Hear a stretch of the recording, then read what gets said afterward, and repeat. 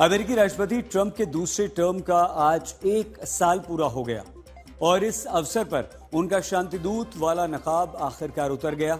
एक तरफ Trump Nobel ना मिलने का रोना धोना धो रहे हैं, दूसरी तरफ नोबेल के बाद अब ट्रंप को ग्रीनलैंड पर कब्जा जमाने का बहाना ढूंढा जा रहा है। एक अंतर्राष्ट्रीय न्यूज एजेंसी को टेलीफोन पर दिए इंटरव्यू में ट्रंप ने ग्रीनलैंड पर शक्ति के इस्तेमाल से इनकार नहीं किया, लेकिन अब ग्रीनलैंड में ट्रंप के खिलाफ अमेरिका का बनाया हुआ काल यानी डेनमार्क का खूंखार आर्मी जनरल खड़ा हो गया। मतलब ट्रंप से यूरोप और डेनमार्क दोनों टकराने के मूड में हैं। डेनमार्क ने कह दिया ट्रंप का ब्लैकमेल हम बर्दाश्त नहीं करेंगे। देखिए,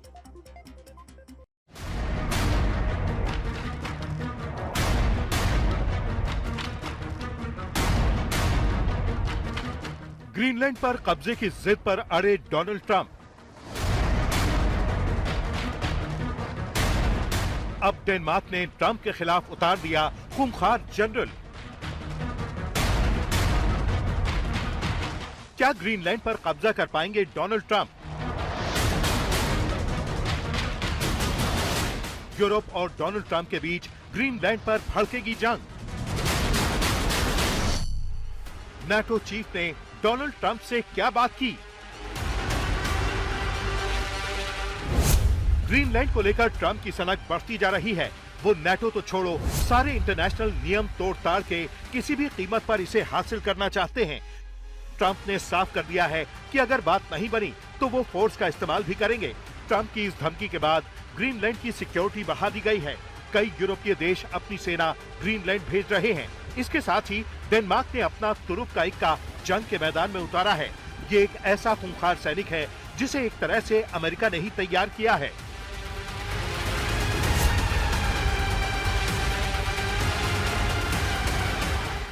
डेनमार्क की रॉयल डेनिश आर्मी के इस अधिकारी का नाम है पीटर हार्लिंग बायसन, जिन्होंने 1 मई 2024 को मेजर जनरल के पद के साथ chief of the army command का पद संभाला था।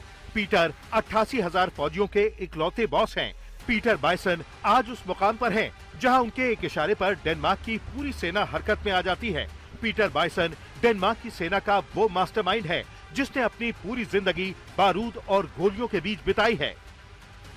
उनके करियर का एक बड़ा हिस्सा नाटो के मिशनों में बीता है। नाटो का सबसे बड़ा लीडर अमेरिका है, इसलिए बायसन ने युद्ध की बारीकियां, कमांड और कंट्रोल सीधे अमेरिकी जनरलों के साथ काम करके सीखे हैं। सवाल यह है कि क्या एक जनरल ट्रंप की जिद को हरा पाएगा? आपको बता दें कि ब्रिटेन की संसद में अमेरिका के राष्ट्रपति को इंटरनेशनल गैंगस्टर कहा गया है। ब्रिटेन की लिबरल डेमोक्रेट्स पार्टी के नेता एड डेवी ने संसद के भीतर खड़े होकर कहा कि डोनाल्ड ट्रंप इंटरनेशनल गैंगस्टर की तरह काम कर रहे हैं। डेवी ने कहा कि ट्रंप धमकियों की भाषा बोल रहे हैं, नाटो तोड़ने की बात कर रहे हैं और यूरोप के दोस्तों को टैरिफ से डराने की कोशिश कर रहे हैं। लेकिन नॉर्वे के प्रधानमंत्री को भेजे गए टेक्स्ट मैसेज में ट्रंप ने साफ लिखा, अब मैं सिर्फ शांति के बारे में सोचने के लिए बाध्य नहीं हूँ, अब मैं वो सोचूंगा जो अमेरिका के लिए सही है और इसके लिए ग्रीनलैंड पर पूरा नियंत्रण जरूरी है। ट्रंप का ये मैसेज तब आया जब नॉर्वे ने ग्रीनलैंड न देने पर ट्रंप की ओर से टैरिफ की धमकी का विरोध किया। अब ट्रंप के इस जवाब के बदले नॉर्वे के पीएम जोनास गाहर स्टोरे ने दो टूक कह दिया है कि नोबेल शांति पुरस्कार नॉर्वे सरकार की ओर से नहीं बल्कि एक स्वतंत्र नोबेल कमेटी की ओर से दिया जाता है। लेकिन ट्रंप मान नहीं रहे। अब सवाल यह है कि नोबेल नहीं मिला तो शांति की मजबूरी खत्म। अमेरिका के वित्त मंत्री कहते हैं कल जब रूस चीन से अमेरिका को सुरक्षा के लिए लड़ना पड़ेगा, उससे अच्छा है कि आज ही ग्रीनलैंड पर अमेरिका का कब्जा हो जाए।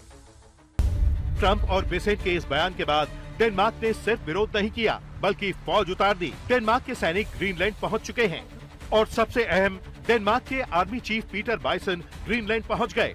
संदेश बिल्कुल साफ है, ग्रीनलैंड कोई सौदे की चीज नहीं। यूरोप भी अब चुप नहीं है। यूरोपीय संसद की अध्यक्ष रॉबर्टा मेट्सोला ने सीधे हमला किया और कहा कि ट्रंप का रवैया ब्लैकमेल का है और ये नाटो की आत्मा के खिलाफ है। उधर चीन दौरे पर कनाडा के प्रधानमंत्री मार्क कार्नी ने भी ट्रंप को नाटो के आर्टिकल 5 का हवाला देकर ये संदेश दे दिया कि नाटो अमेरिका से लड़ने को तैयार है। वहीं डेनमार्क के विदेश मंत्री जो कुछ दिन पहले इसी विवाद पर बातचीत के लिए अमेरिका पहुंचे थे, उन्होंने अमेरिकी चैनल फॉक्स न्यूज से दो टूक कहा था कि अगर अमेरिका ने ग्रीनलैंड पर आक्रमण किया तो नाटो खत्म हो जाएगा। ग्रीनलैंड पर तनातनी के बीच ट्रंप 300 प्रतिनिधियों को लेकर स्विट्जरलैंड के दावोस पहुंच रहे हैं।